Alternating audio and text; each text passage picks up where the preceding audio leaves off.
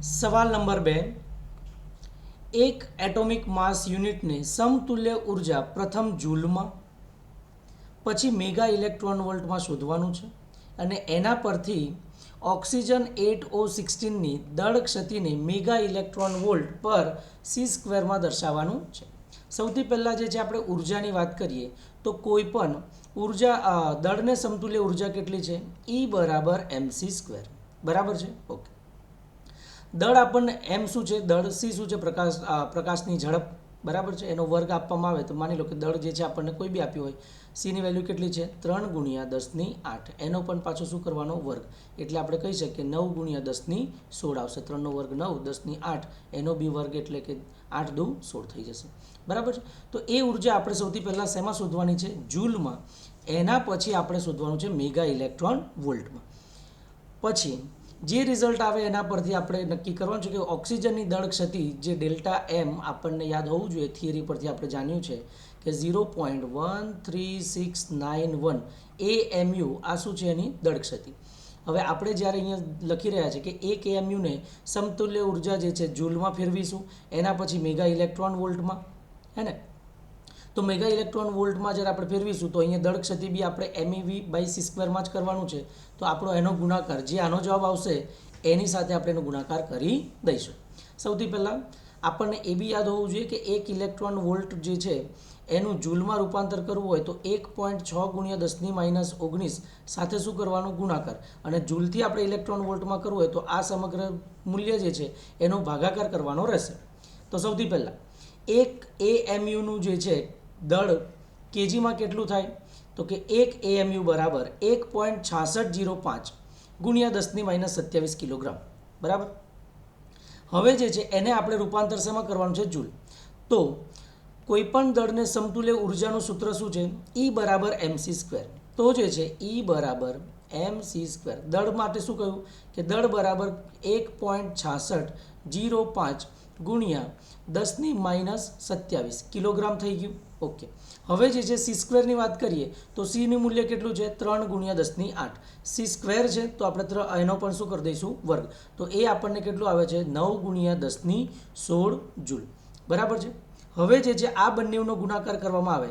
હવે આ સંજોગોમાં 10⁻27 અને 10⁻16 આને અલગ રાખવાનું. 1.6605 × 9 કરીએ તો એ આપણને 1.49 આવશે. બરાબર છે?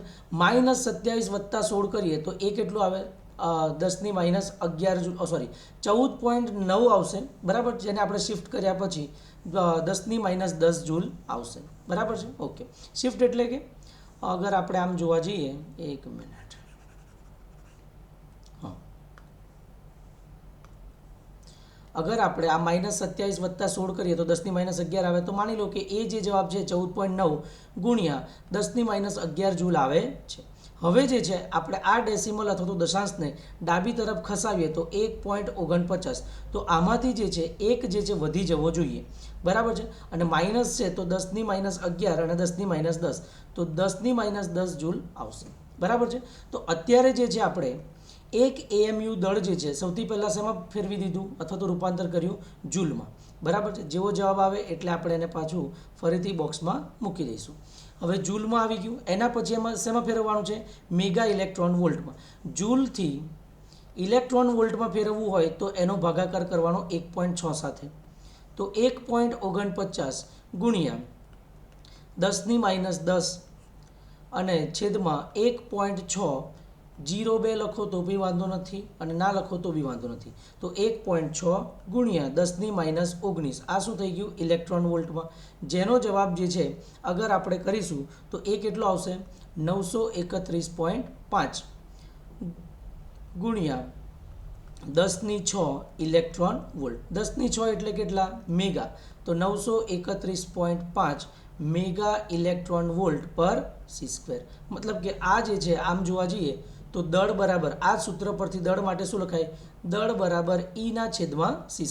ઈનું મૂલ્ય કેટલું આવ્યું આપણું? 1.49 × 10⁻10. એને આપણે ઇલેક્ટ્રોન વોલ્ટમાં ફેરવ્યું. છેદમાં શું આવશે? c². બરાબર છે?